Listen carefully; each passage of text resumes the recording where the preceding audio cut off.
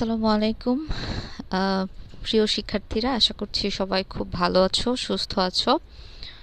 আমরা বিগত ক্লাসগুলোতে ইংলিশ সেকেন্ড পেপারের যে পার্টগুলো ছিল সেগুলো নিয়ে আলোচনা করেছি এবং সিলেবাসে এখনও আমাদের যে পড়ার একদম বাকি রয়েছে সেটা হচ্ছে ইংলিশ ফার্স্ট পেপার, আমাদের টোটালি পড়া হয়নি। সো আজকে আমরা চাচ্ছি যে ইংলিশ ফার্স্ট পেপারের একটা ইউনিট নিয়ে আলোচনা করতে, ইউনিট 11 লেসন 1, যেটা হচ্ছে ডায়াসপোরার উপর ভিত্তি করে লেখা। তোমরা নিশ্চয়ই দেখেছো সিলেবাসে আছে ডায়াসপোরা ইউনিট 11-এ। সো আমরা ডায়াসপোরা নিয়ে একটু আলোচনা করি আজকে। ডায়াসপোরা নিয়ে আলোচনা করার আগে আমরা এখানে কিছু ভোকাবুলারি দিয়েছি, ওয়ার্ডস আছে, সেগুলোর মিনিংস আছে, সিনোনিম আছে, অ্যান্টোনিম আছে। সিনোনিম, অ্যান্টোনিম এবং এদের পার্টস অফ স্পিচগুলো উল্লেখ করা আছে। সো আমরা এগুলো একটু ভালো করে জানবো, কারণ আমাদের টেস্টের সিলেবাসে দেখবে সিনোনিম, অ্যান্টোনিম আছে। দ্যাটস মিন আমাদের ইংলিশ সেকেন্ড পেপার সিলেবাসে সিনোনিম, অ্যান্টোনিমের একটা পার্ট আছে যেখানে আমাদের 5 মার্কস এর কোশ্চেনের অ্যান্সার করতে হয়। সো সিনোনিম, অ্যান্টোনিম জানাটা খুবই জরুরি। তো আমরা এখান থেকেও কিছু কিছু করে যদি পড়ে যাই তাহলে আমাদেরকে আর আলাদা করে সিনোনিম, অ্যান্টোনিম মুখস্থ করতে হবে না বা পড়তে হবে না, এখান থেকেই আমরা প্র্যাকটিসটা চালিয়ে যাব। ঠিক আছে? সো আমরা যদি একটু টেক্সচুয়াল অ্যানালিসিসে যাই, তোমাদের সবার কাছে বই আছে আশা করি। বই ইংলিশ ফার্স্ট পেপার যে টেক্সট বুকটা, সেটা নিয়ে আমরা দেখব, পড়ব। ঠিক আছে? So unit 11 lesson 1, diaspora. ঠিক আছে, ডায়াসপোরাটা কি? হ্যাঁ, the term diaspora is used to refer to people who have left their homelands and settled in other parts of the world. তার মানে ডায়াসপোরা শব্দটা আসলে ব্যবহার করা হয় তাদের জন্য যারা সেই সব পিপলদের জন্য যারা তাদের জন্মভূমি ত্যাগ করেছে এবং সেটেল হয়েছে পৃথিবীর অন্য কোনো অংশে, either because they were forced to do so, হয় তাদেরকে বাধ্য করা হয়েছে এটা করতে, or because they wanted to live on their own, অথবা তারা নিজেরাই নিজের ইচ্ছায় তাদের স্বদেশ ত্যাগ করেছে বা জন্মভূমি ত্যাগ করেছে। ঠিক আছে? So the word diaspora is increasingly used for such people as a collective group and or a community. So এই শব্দটা, হ্যাঁ, খুব বেশি ব্যবহার হয়েছে, মানে ক্রমবর্ধমান হারে সেই সব মানুষদের বোঝাতে ব্যবহার করা হয় যারা একটি দল, ঠিক আছে, কালেকটিভ গ্রুপ, একটি সমষ্টি অথবা একটি কমিউনিটি, সম্প্রদায়। ঠিক আছে? The world has seen many diasporas. পৃথিবীতে আমরা এরকম অনেক ডায়াসপোরা দেখেছি, পৃথিবী দেখেছে অনেক ডায়াসপোরাস আছে। But scholars have been studying the ফিনোমেনন with great interest only in recent ডিকেডস।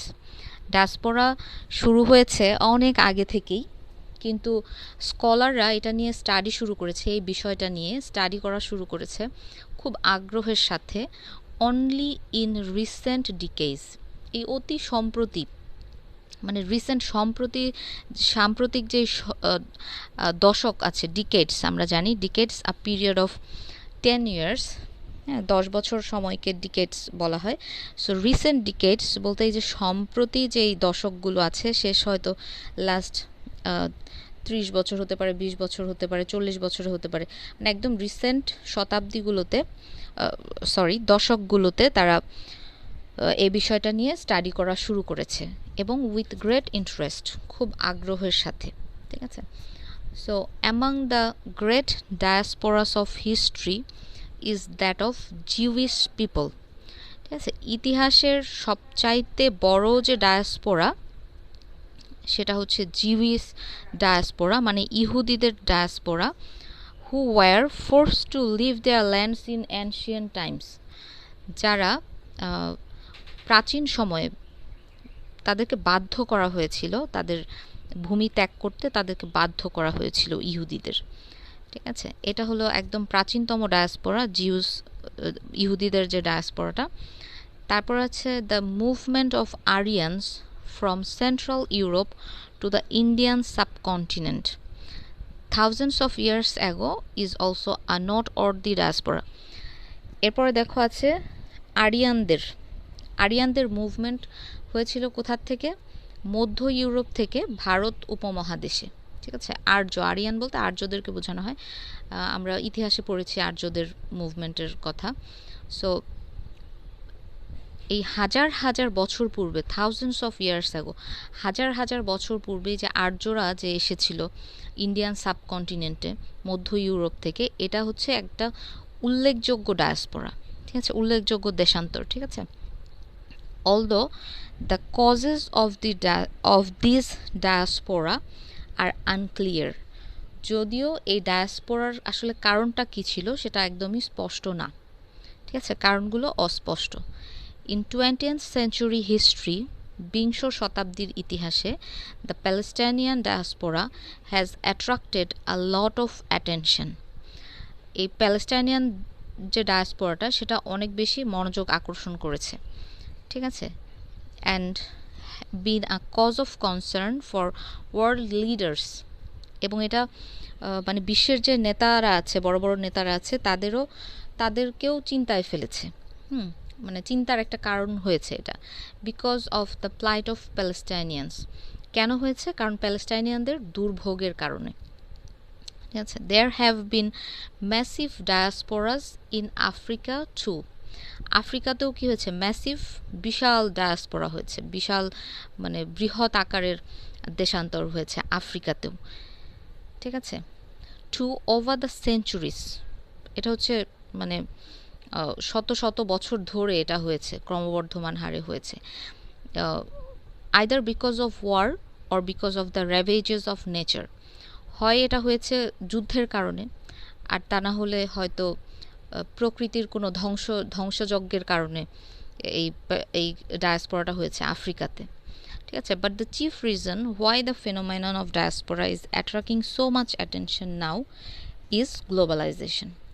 কিন্তু প্রধান কারণ যে জন্যে মানে এই ডায়াসপোরাগুলো ঘটছে, সেই কারণ হিসেবে বর্তমানে সবচাইতে বেশি যে বিষয়টাকে ধরে নেওয়া হচ্ছে সেটা হচ্ছে বিশ্বায়নের কারণে এই ডায়াসপোরাগুলো ঘটছে। ঠিক আছে, চিফ রিজন হিসেবে ধরা হচ্ছে গ্লোবালাইজেশনকে। ঠিক আছে, সো এখানে দেখো ডায়াসপোরা প্রথমত হচ্ছে ডায়াসপোরা প্যারাগ্রাফ হিসেবে খুবই ইম্পর্ট্যান্ট।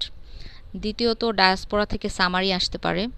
তৃতীয়ত ডায়াসপোরা থেকে আসতে পারে ফ্লুচার্টের জন্য খুবই ইম্পর্ট্যান্ট, এবং এটা তোমাদের যে সিন কম্প্রিহেনশন আসে, মাল্টিপল চয়েস কোশ্চেন বা কোশ্চেন অ্যান্সার রাইটিং যেটাতে করতে হয়, সেটার জন্য খুবই ইম্পর্ট্যান্ট। এই চ্যাপ্টারটা, ইউনিটটা খুবই ইম্পর্ট্যান্ট, এই লেসনটা বিশেষ করে। সো আমাদেরকে এটা খুব ভালো করে পড়তে হবে। দেখো শুরুতেই ডায়াসপোরা কি, ডায়াসপোরার একটা ডেফিনেশন দেওয়া হয়েছে, তারপর বলা হয়েছে কত ধরনের ডায়াসপোরা হয়েছে, ডায়াসপোরার বিভিন্ন উদাহরণ আমরা পেয়েছি, এবং ডায়াসপোরাগুলো কেন হয়েছে, কারণগুলো আমরা এখানে পেয়েছি। সো খুবই সহজ, সিম্পলভাবে খুব সুন্দর করে এখানে ডায়াসপোরা সম্পর্কে আমরা বিস্তারিত তথ্য পাচ্ছি। ঠিক আছে, সো ডায়াসপোরা নিয়ে আমি তোমরা তো সামারি লিখতে পারো, মোটামুটি প্যারাগ্রাফও এইটা থেকেও যদি তোমরা সুন্দর করে এটাকে গুছিয়ে লিখতে পারো, এটাও খুব সুন্দর একটা প্যারাগ্রাফ এখানে আছে। ঠিক আছে, এবং মাল্টিপল চয়েস কোশ্চেনের জন্য ওয়ার্ড মিনিংগুলো খুব ভালোভাবে জানা থাকতে হবে, সিনোনিম অ্যান্টোনিমগুলো একটু মাথায় থাকতে হবে।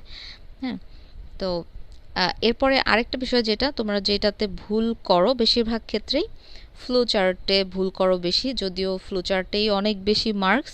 আমরা জানি যে একটা ফ্লো চার্টের জন্য 2 মার্কস করে, সো আমরা 10 মার্কস পেয়ে যাচ্ছি এখানে।